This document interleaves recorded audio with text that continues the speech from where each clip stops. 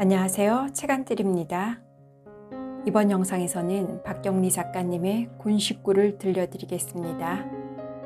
아내는 떠나버리고 전쟁통에서 아들을 잃고 군 식구 취급당하며 딸의 집에서 살고 있는 양서방의 이야기 속으로 함께 들어가 보겠습니다.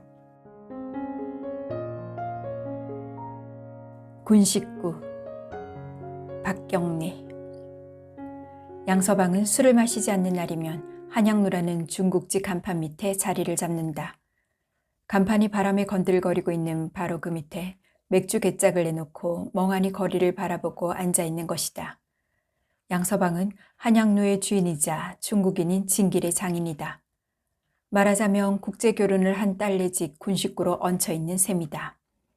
그는 항상 다른 집안 식구들과 잘 어울리지 못했다. 언제나 외톨이가 되어 그저 서성거리며 하루해를 보내곤 했다. 그러나 그것도 술을 마시지 않는 날의 이야기며 담배만 피우고 있는 얼굴에는 생기라곤 찾아보기 힘들었다. 말도 적었고 느릿한 움직임은 어딘지 늙은 짐승을 떠올리게 했다. 그런 양서방 곁에는 언제나 그를 따라다니는 개 한 마리가 있었다. 그 개는 귀가 양쪽으로 축 늘어져 있었고 눈알이 희부옇게 흐렸다. 그리고 눈알뿐만 아니라 털이며 속눈썹까지도 밀가루를 뿌린 듯이 희다. 더욱이 코 가장자리가 검붉어서 어쩐지 밥통에 주둥이를 쳐넣은 돼지처럼 보기 흉했다. 그래도 양서방은 손녀 용화보다 독구라고 부르는 이 개를 사랑했다. 지금도 독구는 잘 먹어 기름진 그 몸을 가누며 양서방의 발밑에 들어 누워 있다. 그들은 어딘지 서로 닮아 있었고 그리고 또 다 같이 늙어 있었다. 담배를 피우던 양서방은 퇴퇴 침을 뱉고 양팔을 무릎 위에 기둥 세우듯이 짚으며 비가 거치는 하늘을 바라본다. 거리는 비가 온디라 그런지 호젓하고 조용하다. 그리 번화하지 않은 서울의 구석진 곳이지만 가까이 유원지가 있어서 휴일이면 제법 활기를 띠기도 했었다. 한양루 바로 아래는 사진관이었다. 낡아서 누렇게 된 사진이 걸려 있었고 기념사진은 1위로 하는 따위의 포스터도 붙어 있었다. 그리고 한양루 위쪽은 식료품 가게이며 그 가게는 길 모퉁이에 위치하고 있다. 길 건너편의 제재소에서는 나무를 켜는 시끄러운 모터 소리가 들려오고 있었다. 이윽고 양서방의 길쭉한 얼굴이 움직이기 시작한다. 꽃을 안고 걸어가는 한 여자에게로 눈길이 따라가고 있는 것이다. 비가 그치고 모든 것이 되살아난 듯한 날씨 탓인지 여자의 모습은 비에 씻긴 한 송이 꽃처럼 싱싱하고 아름답다. 양서방은 고개를 슬며시 돌린다. 누구를 닮은 것 같았다. 그는 왜 오늘따라 그런 생각을 하는지 참 별나다고 혀를 찬다. 그러나 실상은 젊고 고운 여자를 볼 때마다 그런 생각을 했다. 벌써 20여 년 전 아내의 모습이 또렷하게 눈앞에 떠오르는 것이었다. 먼지 없는 깔끔한 큰 길 위로 지프가 달려온다. 차는 한양로 앞에 멈추면서 아주 조급히 경적을 누른다. 타일러! 양서방은 호란을 돌아보며 소리를 지른다. 그리고 그는 지프에서 내리는 유엔군들이자 태국 군인들에게 손을 번쩍 들어 서투른 애교를 띄어 보인다. 옆에 누웠던 개도 코를 한번 킁킁거리더니 입을 벌리고 하품을 한다. 얼굴이 거무스름하고 체구가 작달막한 태국 군인들도 웃는 낯으로 경쾌하게 몸을 으쓱거리며 2층으로 올라간다. 그들을 맞는 종업원들도 각기 손을 들어 환영의 뜻을 표시한다. 한참 후 이상한 여자들이 몇 명 2층으로 올라가더니 곧 법석을 피우기 시작한다. 양서방은 또다시 멍청한 얼굴로 거리를 바라본다. 독구도 두 다리 위에 턱을 묶고 눈을 가늘게 뜨며 멀리서 종호를 알리는 사이렌 소리가 느릿하게 힘없이 들려오는 것을 듣는다. 이때 사진관 앞에 서 있던 중년 사내가 뒷짐을 지고 천천히 양서방 옆으로 걸어왔다. 사진관의 주인이다. 그는 아주 점잖은 듯이 양서방에게 고개를 한번 까딱한다. 옹졸해 보이는 자구체구 탓인지 그런 태도는 모습에 걸맞지 않게 보인다. 그는 피우던 꽁초를 휙 던지고 난 다음 외국인들이 흔히 하는 것처럼 엄지손가락으로 식료품 가게를 가리킨다. 그러고는 무슨 비밀 이야기처럼 목소리를 낮춘다. 사내가 없는 모양이지? 몰라. 아직 젊던데 많이 먹어야 27 됐을까? 얼굴도 그만하면 쓸만하고. 구미에 맞지 않는지 양서방은 말대꾸를 하지 않는다. 사진관 사내는 뒷짐을 진 채 한층 몸을 뒤로 재며 말머리를 돌린다. 어젯밤 우리 사이가. 이 사진관 사내의 사위 이야기란 그가 남에게 협박을 당할 때나 혹은 위협을 줄 때 곧잘 꺼내는 권총을 찬 군인 사이 이야기다. 그의 사이 자랑은 유명해 양서방도 아마 10번도 넘게 그 이야기를 들었을 것이다. 그리고 특히 양서방같이 자기보다 못한 사람에게는 아주 으스대며 자랑을 하곤 했다. 양서방은 뛰어가는 그 뒷모습을 안 잊고 온 듯이 바라본다. 그러고는 슬그머니 고개를 돌려 소설책을 읽고 있는 가게집 여자의 흰 이마를 바라본다. 요 며칠 전 계집아이를 하나 데리고 나타나서 이곳에 가게를 차린 여자다. 배시시 웃으며 짓거리는 말투는 경상도 사투리였다. 이런 점은 양서방에게 여간 반가운 일이 아니었다. 벌써 20여 년 전에 등지고 말았지만 그의 고향도 역시 경상도 어느 산골이었던 것이다. 한양로 앞에 또 자동차 경적 소리가 요란하다. 양서방은 호란을 향하여 또 한 번 타일라 하고 소리를 지르려다가 그만 입을 닫아버리고 말았다. 사이 진길이가 동업자인 맹씨와 뭐라고 열심히 이야기를 하며 차에서 내렸기 때문이다. 그들이 차에서 내리자마자 동시에 개 한 마리가 민첩하게 뛰어내린다. 진길이는 비대한 몸을 흔들며 자그마한 눈으로 맥주 갯짝 위에 앉은 양서방과 그 밑에 쪼그리고 있는 독구를 흘겨본다. 양서방은 좋은 개를 한 마리 두어야겠다던 진길이의 평소의 말이 언뜻 머리에 떠오른다. 양서방은 자기도 모르게 발딱 일어선다. 그 개 어디서? 진길이는 아무 대꾸도 없이 홀문을 밀고 들어간다. 따라오던 맹씨 역시 대답이 없었다. 다만 경멸하듯이 눈살을 찌푸렸을 뿐이다. 진길이가 데리고 온 개는 순종 세퍼트였다. 아직 좀 어리기는 하지만 잘생긴 훌륭한 개였다. 윤기가 도는 검은 눈과 싸늘한 감촉을 느낄 수 있는 코, 아무튼 전체적으로 총명한 꼴이 자리를 흘렀다. 독구가 모가지를 길게 뽑으며 호란을 기웃거려 보더니 다시 제 다리 위에 아가리를 쳐박는다. 메리, 메리. 홀에서는 진길이 개의 이름을 부르며 쇠고기를 던져주고 옆에는 머리를 길게 풀어헤친 딸이 손녀 용화를 안고 서 있다.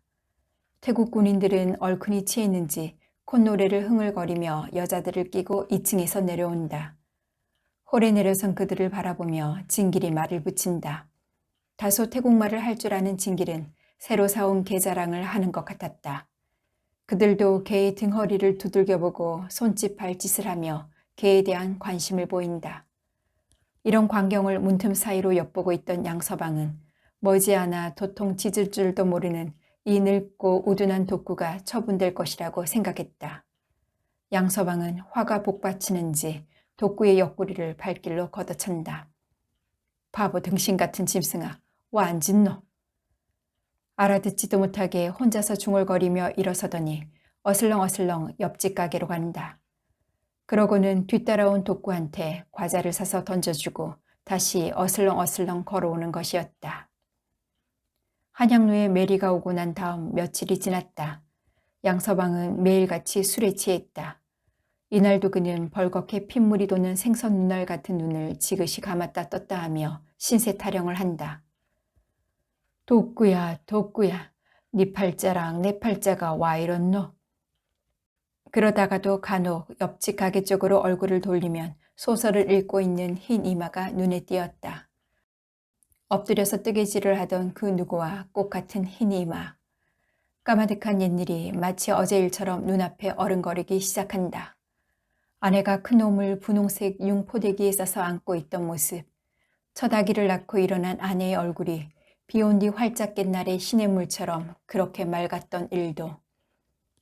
그러나 이 모든 것은 이미 양서방에게서 떠나버린 것이다.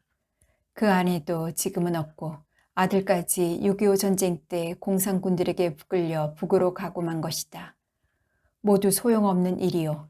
그런 생각을 할 필요조차 없다는 듯이 양서방은 고개를 깊이 수그린 채 공연히 팔로 허공을 젓는다. 홀 안에서 울림이 큰 진길이의 말소리가 들려온다. 진길이는 메리에게 사람도 먹기 힘든 쇠고기를 툭툭 던져주고 있었다. 양서방은 입맛을 짝짝 다시며 독구를 한번 발로 찬다. 독구는 입을 다문 채 흥흥하고 운다. 벽시계는 어느새 2시를 알린다. 양서방은 이 시간 무렵이 제일 지루했다. 그는 일어서서 옆집 가게로 걸어간다. 여자는 보던 책을 덮으며 고개를 들어 보인다. 양서방은 과자를 사서 독구에게 던져주고 여자를 쳐다본다. 좀 어떻습니까, 장사가? 여자는 대답을 하지 않고 새하얀 이를 살짝 드러내며 미소 짓는다. 그 순간 양서방은 이상한 환각에 사로잡힌다. 20년이라는 세월이 순식간에 사라지고 현재와 과거 사이의 장벽이 툭 터진 듯한 착각을 느끼는 것이었다. 그러나 그는 현재를 확인하려는 듯이 꽤 또박또박한 목소리로 묻는다. 아주머니도 경상도지요? 나도 경상도 내기요. 우리 경상도 내기는요, 과히 나쁜 사람이 없습니다. 여자는 이상하다는 듯이 눈을 크게 떴다. 경상도요? 저는 중국 사람으로 알았는데. 여자의 목소리에는 이미 친밀감이 섞여 있었다. 양서방은 눈을 껌뻑거리며 무안한 듯이 중얼거린다. 우리 사이가 중국 사람이지요. 그러고는 슬그머니 외면을 해버린다. 풀이 죽은 어깨가 퍽 쓸쓸해 보인다. 양서방은 점점 가게집 여자와 친해졌다. 혼자서 서투르게 장사하는 그 여자가 양서방에게는 가엾게 느껴지기도 했다. 그는 곧잘 가게 앞에 서성거리다가 손님들에게 흥정을 권하기도 하고 바빠서 혼자 서두르고 있을 때에는 물건을 대신 팔아주었다. 또 못된 자들이 와서 여자에게 농담을 붙일 적에는 나이를 핑계삼아 호통도 쳐주었다. 어느 날 술에 취한 양서방은 독구에게 과자를 사주려고 가게 앞에 갔다. 용호 할아버지, 무작정 그리 약주만 잡수시면 어떻게 합니까? 여자는 나무라는 표정이었지만 양서방은 진심으로 자신의 처지를 염려해주는 여자의 부드러운 목소리가 한없이 달가웠다. 부질없는 생각이라고 여기면서도 나에게도 저런 며느리가 했다가 살았는지 죽었는지조차 알 길 없는 아들을 머릿속에서 급히 지워버린다. 그러나 그뿐만이 아니었다. 이미 자신을 배반하고 떠나버린 아내에 대한 집착을 지워버리는 것이기도 했다. 양서방은 고개를 수그리고 팔을 내젓는다. 알아요. 그러나 술을 마시지 않고 어찌 살 수 있단 말이오. 무슨 낙으로 산단 말이오. 딸이 있고 예쁜 손녀가 있고 밥 안 굶으면 재밌게 사는 거지 뭘 그리 욕심을 부립니까? 양서방은 픽 웃는다. 그놈의 새끼 있으면 뭐하요? 중국놈의 새끼. 다 소용없지. 중국인이 어때서 그래요? 사람은 다 마찬가지지. 마음에 꺼릴 건 조금도 없어요. 난 그 애를 대놈한테 팔아먹었어. 모두 술 때문이지요. 그리고 전쟁 때문이지요. 내가 아무리 술에 미쳤다고 해도 전쟁만 없었으면 멀쩡한 아들도 있고 버젓한 사이도 봤을게요. 한참 동안 그는 잠자코 있더니 혼잣말처럼 중얼거린다. 고향에는 나를 돌봐줄 사람도 있지만 그러나 고향에는 가기 싫소. 서울 오신 지는 오래됐습니까? 여자는 손톱을 깍깍 깨물면서 양서방의 희끗희끗한 머리를 쳐다본다. 30년 가까이 되는가? 또 말이 끊어진다. 서로가 다른 생각이 잠긴다.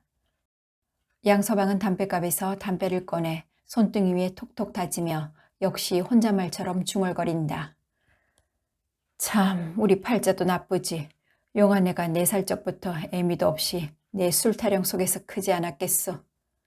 참 명이 길어 살았지. 그래 중국놈의 계집이 될라고 죽지 않고 살았던가. 애미가 죽거나 없다는 말이가. 아, 지금 멀쩡히 살아있거든요. 여자는 뭔가 말 못할 깊은 사연이 있나 보다 하고 대강하고 짐작하며 양서방의 얼굴을 치근하다는 듯이 바라본다. 아무리 속이 상한다고 그리 약주만 잡수시면 몸까지 상하잖아요. 딸도 남편 보기 민망할 끼고. 가만히 보니 중국 사람이 돼서 그렇지 사이도 여간 얌전하지 않던데요. 아, 그건 그래요. 내가 이리 밤낮 술에 젖어 있어도 아직은 아무 말 안 합니다. 그러나 마음속으론 나를 죽이고 싶도록 미울 거요. 그렇지만 술을 마시지 않고 어찌 사오. 술이 없음은 난 죽소, 죽어. 그러면서 양서방은 따라온 독구를 발로 툭 차버린다. 아주머니, 그 과자 좀 더 주이소. 양서방은 걔한테 과자를 던져주고 늙은 독구가 과자를 먹고 있는 꼴을 우두커니 바라본다. 난 우리 손녀보다 이것이 더 귀여워요. 이것이 이래도 사람의 마음을 잘 알거든요. 참말이지 이 독구보다 나를 생각해주는 사람은 이 세상엔 한 사람도 없을게요. 이놈은 내가 때리거나 차거나 이리 내 뒤만 따라다니잖소. 누가 나를 이러겠소. 양서방은 지그시 눈을 감고 위태로운 발길을 옮긴다. 독구야, 독구야, 네 신세랑 내 신세가 와 이렇노. 아이고. 그의 비틀거리는 뒷모습을 바라보던 여자의 눈에 눈물이 핑 돈다. 독구는 늦장을 부리면서도 주인을 따라 어슬렁어슬렁 기어간다. 이때 메리를 거느리고 나오는 진길이와 그들이 마주쳤다. 진길이는 걸레처럼 낡아가는 사람과 짐승을 슬쩍 흘겨본다. 그는 그냥 지나치려다가 무슨 생각을 했는지 심술궂은 웃음을 띈다. 진길은 메리 목에 걸린 사슬을 풀고 그 날씬한 종아리를 치며 독구를 향해 메리를 밀어버린다. 그러고는 싸움을 붙이는 것이었다. 독구는 난처한 듯이 곁눈질을 하며 이리저리 피했으나 메리는 기세당당하게 발을 버티고 송곳날 같은 이빨을 내밀며 으르렁거린다. 메리는 주인이 뒤에 있다는 것과 피하려 드는 독구를 잔뜩 얕보았던 탓으로 더욱 기세가 등등했던 것이다. 그는 독수리처럼 날카롭게 틈을 살피고 있더니 날쌘 동작으로 땅을 한 번 차고 독구에게 덤벼들었다. 그리고 독구의 허벅다리를 물고 흔들었다. 이때까지 슬슬 피하던 독구의 등허리 털이 발싹 서고 눈이 시퍼렇게 빛나더니 크르릉하며 아가리 속에서 나직하고도 위협적인 소리를 뿜는다. 양서방의 눈에도 시뻘건 살기가 떠올랐다. 그는 무의식적으로 길가의 돌을 주워든다. 독구는 여전히 느린 몸짓으로 메리를 획 뿌리치더니 한 발 뒤로 물러선다. 다음 순간 그는 날쌔게 메리에게 달려들었다. 당황한 메리는 공포에 찬 날카로운 비명을 지른다. 이에 당황한 진길이는 발길로 독구를 걷어차 메리를 구해냈다. 양서방은 버리려던 돌을 다시 쥔다. 진길이는 몹시 불쾌한 듯이 침을 탁 뱉고 메리를 몰고 어디론지 가버린다. 그들 뒷모습을 한참 노려보고 섰던 양서방은 쥐었던 돌을 던지며 내뱉는다. 개새끼 같은 놈. 그는 그를 흘겨보고 있는 딸을 본체만치 하고 배갈병을 왈칵 당겨 병채 들이켠다. 밖에서는 지금껏 푸르던 하늘이 갑자기 잿빛으로 변하더니 굵은 빗줄기가 내리 쏟아진다. 채 몸을 숨기지 못했던 햇빛이 하늘 한 구석에서 황급히 서두르고 있었다. 그날 밤새도록 술주정을 부렸던 양서방은 새벽녘에서야 잠을 이루었다. 찌푸린 이마에 퍼렇게 멍이 들어있고 몸을 움직일 때마다 고통에 찬 신음소리를 낸다. 어젯밤의 일이었다. 소리소리 지르며 떼를 쓰는 용화가 양서방한테는 몹시 미웠다. 그렇지 않아도 낮에 장거리 장국집 앞에서 얼씬거리고 있던 진길이를 본 양서방은 속이 한창 뒤집혀 있던 판이었다. 그는 대뜸 달려들어 용화의 뺨을 찰싹 갈겼다. 대놈의 새끼, 당장 아가리 닥치지 못해. 맹가집에 마작을 하러 간 줄만 알았던 진길이가 뒤에서 이 광경을 봤다. 그의 붉은 얼굴이 순식간에 새파래지더니 양서방한테 덤벼들었다. 진길이의 용화에 대한 사랑이란 실로 지극한 것이었다. 그러나 진길이의 양서방에 대한 노여움은 오래전부터였고 이 일은 그 노여움을 폭발시키는 한 실마리가 되었던 것이다. 진길이는 그 완강한 팔을 양서방의 목에다 감았다. 정말 죽이고 싶도록 믿고 성가신 존재였던 것이다. 종업원들이 달려왔다.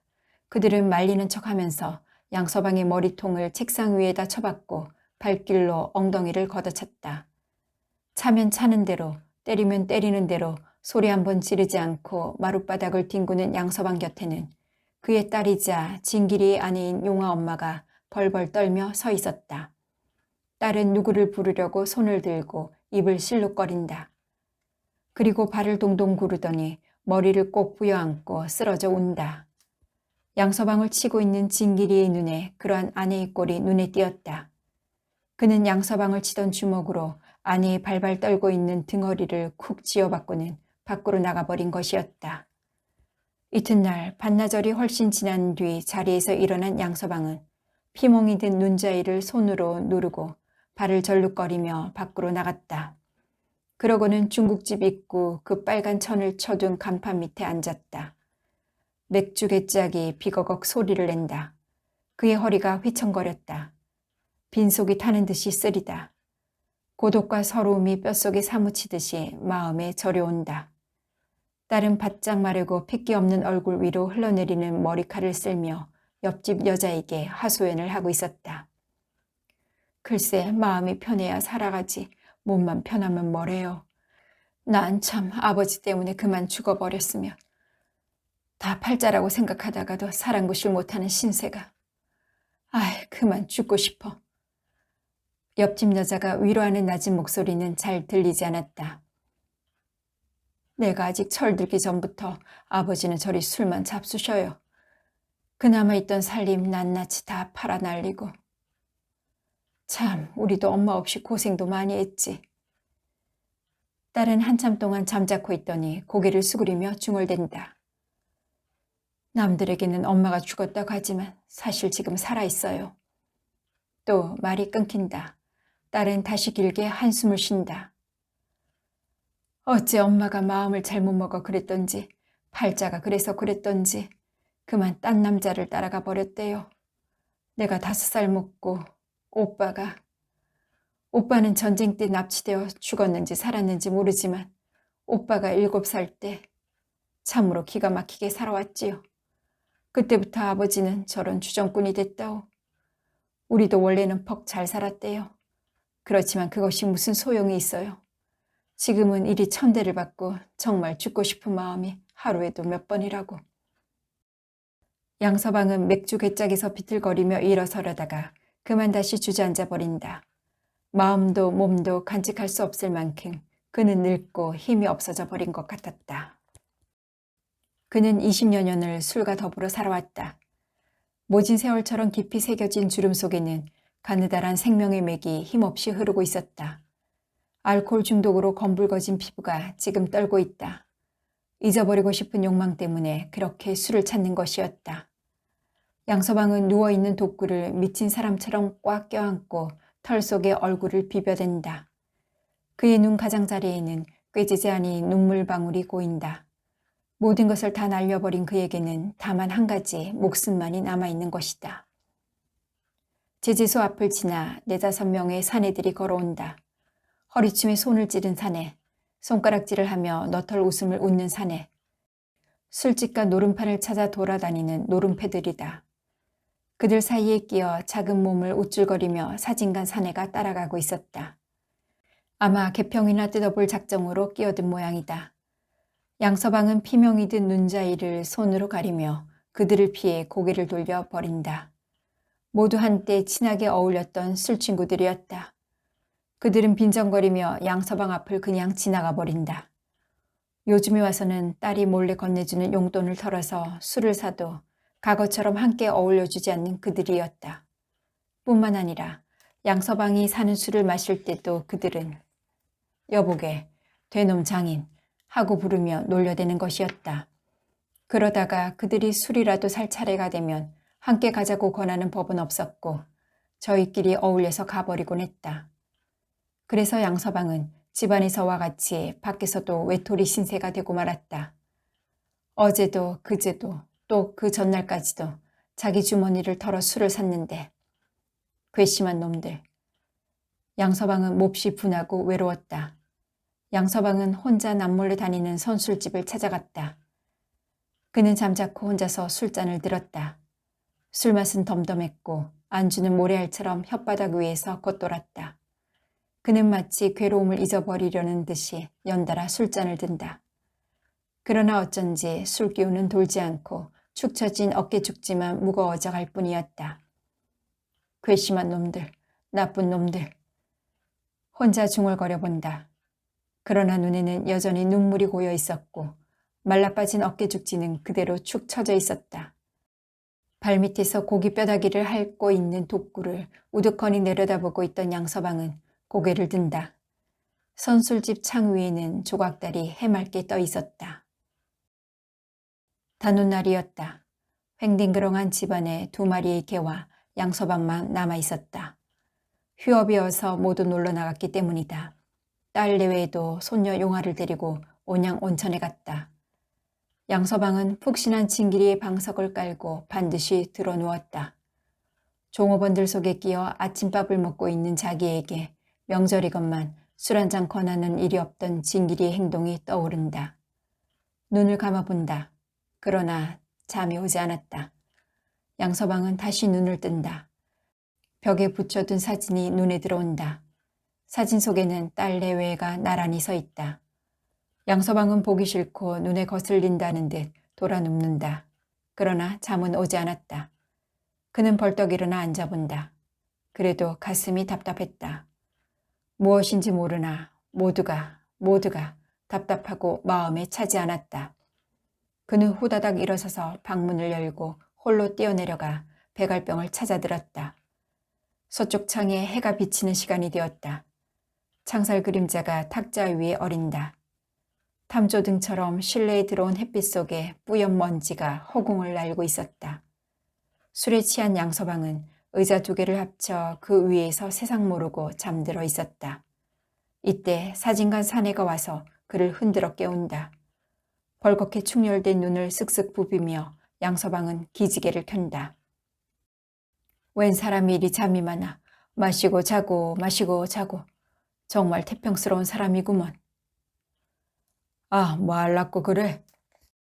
술 한잔 하자고. 이미 곤드레가 됐나? 사진관 사내 얼굴에 간사한 웃음이 감돈다. 양서방은 어림없다는 듯이 대꾸한다. 아니야. 내가 이까지 술에 곤드레가 돼? 아직 멀었어. 멀어. 한강이 술이라도 내가 싫다 할까. 술에 살다 술에 죽으면 그만이지. 그만이라고. 양서방은 비틀거리며 백알병을 다시 잡아당긴다. 또 안주가 없어. 고놈의 새끼, 되놈의 새끼, 지는 요리해서 잘도 처먹더니. 정신이 헷갈린 양서방은 부엌에 안주를 두고도 옆가게로 간다. 한동안 발걸음이 뜸했던 가게다. 양서방의 형편이 푼돈마저 만져볼 수 없게 된 때문이기도 했지만 그보다 좀 민망스러운 일이 있었던 탓이다. 얼마 전 양서방은 사이한테 얻어맞고 난 후부터 몹시 용돈이 아쉬웠다. 진길이가 영악스럽게 돈을 챙기기 시작하면서부터 아내에게 생활비를 주는 대신 자신이 직접 필요한 물건들을 사오기 시작했다. 그래서 양서방이 아무리 딸에게 손을 내밀어도 용돈이 나올 리 없었다. 그럴수록 하풀이 술이 먹고 싶은 것이 보통이다. 마침내 그는 빈번히 이발을 한답시고 돈을 받아내 술로 마셔버렸다. 그러고는 정작 이발비는 외상으로 달아놓았다. 어느덧 그 이발비 외상이 밀려 상당한 액수가 되었다. 화를 낸 것은 이발관 주인이다. 유달리 팔 힘이 센 그는 어느 날 양서방의 멱살을 댕강 쳐들고 한양루 앞에까지 와서 딸에게 항의를 하는 것이었다. 그때 한양루의 종업원들은 멱살을 붙잡힌 채 긴 팔을 허우적거리며 끌려오는 양서방의 모습에 배를 잡고 웃어댔다. 그때 이 모습을 옆집 여자도 지켜보고 있었다. 그러나 그것만이 아니다. 어느 날 사람이 잘 안 다니는 뒷거리 돌담 밑에서 흰구름이 둥둥 떠가는 한나절, 양서방은 조그마한 돌 위에 쪼그리고 앉아서 여자 치마폭을 찢어 만든 수건을 턱 밑에 두르고 싸구려 거리의 이발사에게 머리를 맡기고 있었다. 그때 옆집 여자가 지나치다가 그러한 양서방의 꼬락서리를 봤다. 그러나 거리의 이발사에게까지 신용을 잃은 양서방은 음식점 뒤란에서 손바닥 크기의 깨진 거울을 들고 청승맞게 면도를 하다가 물길로 온 그 여자에게 또다시 들키고 말았다. 이런 우스꽝스럽고 비참한 꼴을 번번이 보이고 나니 양서방으로서는 그 여자 역시 자기를 경멸하고 무시하는 이웃사람과 같이 느껴져서 거북스러웠던 것이다.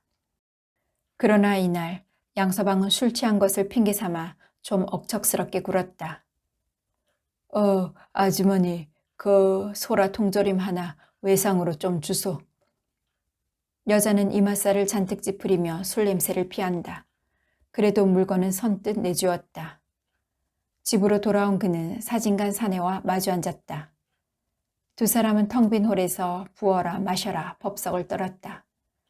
사진관 사내는 때를 잘 맞힌 공짜 술이라 어지간히 신바람이 나는 모양이다. 대놈 사이 보는 건 다 이런 재미 때문이지. 사진관 사내는 소라를 젓가락으로 집어대며 입에다 술잔을 들이붓는다. 가뭄에 콩나듯 증명사진이나 찍어서 입에 풀칠이라도 하는 형편이니 사내로서는 오늘 같은 날이 바로 용꿈을 꾼 날이라 하겠다.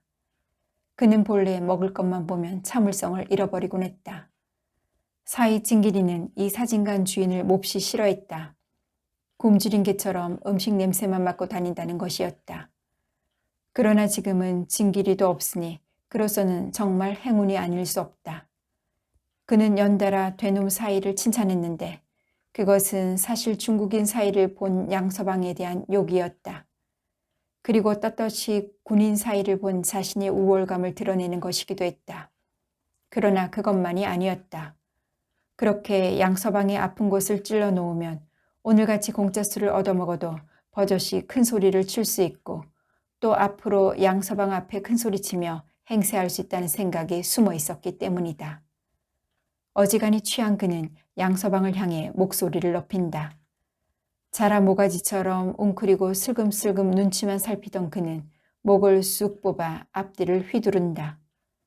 공연히 가슴이 부풀어 오는 모양이다. 양서방은 이미 술병을 쥐고 탁자 위에 쓰러져 있다. 술이 몽땅 취해버린 사진관 사내는 그러면서도 입 언저리를 빨며 술병을 들고 흔든다. 그러나 빈병이었다. 양서방, 술 없어? 안주 좀 내놓아. 젓가락으로 쟁반을 두들긴다. 그래도 양서방에게 아무 반응이 없는 것을 본 사내는 어깨를 치어 올리고 양팔을 탁자 위에 세운 다음 몸을 앞뒤로 흔들며 일어나 양서방 앞으로 다가간다. 그는 양서방이 쥐고 있는 술병을 빼서 입에 들이대더니 빨기 시작한다. 그러나 그 술병 역시 빈병이다. 에이, 개새끼들. 그는 술병을 마구 바닥에 내던진다. 이 자식아, 술 없어? 그는 한 다리를 기우뚱거리더니 쓰러져 있는 양서방의 허리를 걷어찼다. 그러나 양서방은 움직이지 않았다. 이 자식아, 왜 말이 없어? 양서방의 목덜미를 후려잡고 마룻바닥에 내던진다. 양서방은 웃 하며 괴상한 소리를 낸다. 사내는 다시 덤벼들어 멱살을 쳐든다. 이 자식아, 술을 가져오란 말이야, 술. 멱살을 꼭 쥐고 사내는 얼굴을 양서방 코앞에 바싹 대고 또 한 번 눈을 부릅뜬다. 양서방은 눈곱이 낀 큰 눈으로 멍하니 사내를 바라보다가 코앞에 떨고 있는 사내의 얼굴을 두 손으로 밀어내며 오물거린다. 술은 또 웬 술이고? 술 없어. 대놈 술도 공술 아니다. 내 먹을 술도 없어. 양서방은 다시 머리를 탁자 위에 처박는다. 뭐라고? 이 늙은 개자식이 딸년을 대놈한테 팔아먹고 그 주제에 큰 소리치네. 이 자식아, 그랜 딸 팔아쳐먹는 술이라서 아까우냐, 응? 아들놈은 빨갱이, 딸년은 대놈의 척. 그래도 개팔자보다 낫다고 술을 처먹어? 하하하. 사내의 큰 웃음소리가 실내의 공기를 흔든다. 나직한 양서방의 신음소리가 웃음소리에 휘감긴다. 한참 동안 사내는 욕설을 퍼붓고 난 다음 슬그머니 일어서서 사냥개처럼 코를 실룩거리며 주방으로 향한다. 그는 먹다 남겨진 요리 쟁반을 찾아들고 목구멍에 긁어 넣기 시작한다. 그때 갑자기 소울음 같은 양서방의 울음소리가 터져나왔다. 그 바람에 사내는 들었던 탕수육 쟁반을 땅바닥에 떨어뜨리고 말았다. 빈집 속에서 울려나오는 양서방의 울음소리는 정말 그렇게도 괴상했던 것이다. 선씨가, 이놈아, 못된 놈아. 응. 양서방이 흐느낀다. 못쓸 놈아, 내가 애비를 버리고 애비를 모르고 다 버리고 갔네. 양서방은 탁자 위에다 두 주먹을 올려놓고 고개를 쳐들고 있었다. 지그시 감은 눈에서 눈물방울이 펑펑 쏟아진다. 사진관 사내는 슬며시 나와 양서방 옆에 선다. 그는 양서방이 갑자기 무서웠다. 고개를 쳐들고 표정 없이 멍하니 바라보는 양서방의 얼굴은 살아있는 사람의 표정이 아니었다. 그런 양서방이 어떠한 짓을 할지 알 수 없는 일이다. 그는 한마디라도 사과의 말을 남겨두는 것이 좋을 것만 같았다. 그러나 창밖이 어둑어둑해지는 것을 보자 그는 슬금슬금 꽁무니를 빼기 시작한다. 이 집 주인 진길이가 돌아올 때가 되었기 때문이다. 사진관 사내가 나간 뒤 한참 동안 탁자 위에 쓰러져 있던 양서방은 희부옇게 들어온 전등불을 의식하자 눈을 뜬다. 그는 탁자를 짚고 쓰러질 듯이 일어서려다가 다시 자리에 주저앉는다. 발밑에 웅크리고 있던 독구가 코를 킁킁거리며 걷어올린 양서방 다리를 핥는다. 양서방은 상반신을 구부려 독구의 목을 꽉 껴안았다. 너무 힘을 주었기 때문에 독구는 앞발을 휘저으며 괴로워한다. 이놈의 개새끼, 너도 날 무시하냐? 양서방은 개 옆구리를 힘껏 걷어차고는 시근덕거린다. 급소를 차인 독구는 몸을 구부리고 낑낑거리며 운다. 이때 쇠사슬이 절렁거리는 소리가 난다. 한쪽에 메어둔 메리가 놀라서 몸을 움직인 것이다. 양서방의 취한 눈길에 메리가 들어왔다. 오냐, 이 깍쟁이 같은 개새끼야. 너도 맛 좀 봐라. 우리 독구를 어쨌지? 이 요사스러운 개새끼야. 양서방은 백알병을 집어들었다. 그러고는 눈을 부릅뜨고 비틀거리며 메리를 향해서 걸어간다. 메리의 등이 긴장으로 활처럼 굽어진다. 양서방의 살기 찬 눈을 알아차린 것이다. 그러나 걔는 쫓긴 쥐가 고양이를 공격할 때처럼 그런 자세로 작업복을 걷어올린 양서방의 다리를 노리고 있다. 양서방이 바싹 다가서서 막 메리의 옆구리를 내리칠 판에 메리의 앞다리가 팔짝 뛰어 올랐고 양서방의 날카로운 비명이 천장과 유리창을 울린다. 한 발 뒤로 물러선 양서방의 종아리에선 새빨간 피가 철철 흘러내린다. 양서방의 눈이 시퍼렇게 탄다. 그는 백알병을 고쳐쥐고 다시 한 발 다가선다. 무서운 기세에 질려 꼼짝 못하는 개의 머리를 백알병으로 사정없이 내리친다. 메리는 찢어지는 듯한 절규를 남기고 쓰러진다. 양서방은 다시 한번 내리치려다가 병이 깨져 앞꼭지만 남은 것을 깨닫자 미친 듯이 부엌으로 뛰어간다. 이놈의 새끼를 찍어 죽여야지. 찍어 죽여. 손도끼를 들고 뛰어나온 양서방은 사슬을 물어 끊지 못해서 발광하고 있는 메리 앞으로 다가섰다. 그는 도끼를 정면으로 쳐들고 개를 겨눈다. 도끼를 든 팔이 머리 위에서 잠시 떨었다. 액! 그는 개의 머리통을 향하여 도끼를 내리친다. 그러나 도끼가 빗나갔다. 개의 엉덩이를 찍고 말았다. 양서방은 머리통을 바로 찍지 못한 것이 분했다. 그는 도끼를 고쳐잡고 이리 뛰고 저리 뛰며 머리, 등 할 것 없이 개의 몸뚱이에 난도질을 한다. 마침내 피투성이가 된 메리의 고깃덩어리가 최후의 경련을 일으킨다. 오렌지빛 안개처럼 전등이 비치는 음식점 호란의 시멘트 바닥에는 거무죽죽한 액체가 흐르고 있었다. 도끼를 들고 서 있는 양서방의 손등에는 메리의 머리통에서 솟구친 피가 묻어 있었고 빨간 끈처럼 종아리에서 발등 위로 피가 흘러내리고 있었다. 양서방이 지친 듯한 힘없는 눈이 벽을 더듬고 유리문 밖으로 옮아간다. 그는 쥐고 있던 도끼 자루를 슬그머니 놓아버린다. 쿵! 도끼는 시멘트 바닥에 떨어진다. 몇몇 구경꾼들 속에 겁에 질린 옆집 여자의 하얀 얼굴이 보인다. 홀 구석에서는 독구 역시 무서움에 못 이겨 미친 듯이 날뛰고 있었다. 도망을 치려고 좁은 주방 문틈에다 머리를 쳐박고 뒷발을 버둥거리고 있는 것이었다. 양서방은 동상처럼 멍하니 선 채 움직이지 않았다.